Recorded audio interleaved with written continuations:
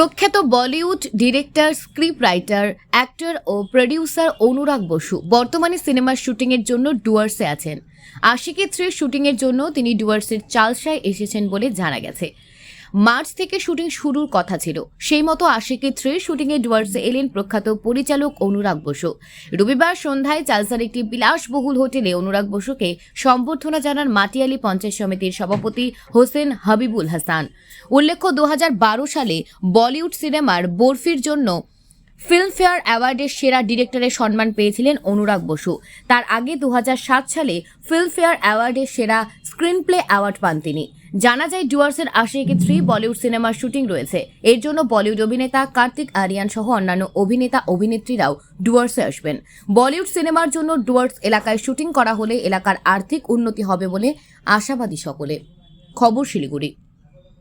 আমরা খুব গর্বিত এবং আমরা লাকি যে উনি আমাদের এলাকাটাকে চুজ করেছেন। এখানে আমাদের লোকেশন ওনার পছন্দ হয়েছে এবং উনি আমি সম্ভবত যদি খুব ভুল না করি আশিকি 3 শুটিং করার জন্য এখানে উনি এসছেন, আমাদের জায়গাটাকে চুজ করেছেন। তো আমি মাটিয়ালি পঞ্চায়েত সমিতির পক্ষ থেকে এবং মাটিয়ালির সমস্ত যারা নাগরিক আছে তাদের পক্ষ থেকে তাকে আন্তরিক ধন্যবাদ জানাই এই কারণ আজকে যখন বলিউডের একটা ভালো মুভি এখানে শ্যুট হবে এবং ডেফিনেটলি অনুরাগদা এত ভালো ডাইরেক্টর, ওনার বই সবসময় ব্লকবাস্টার হয়। যখন বইটা ফেমাস হবে ডেফিনেটলি আমার এলাকাটাও ফেমাস হবে।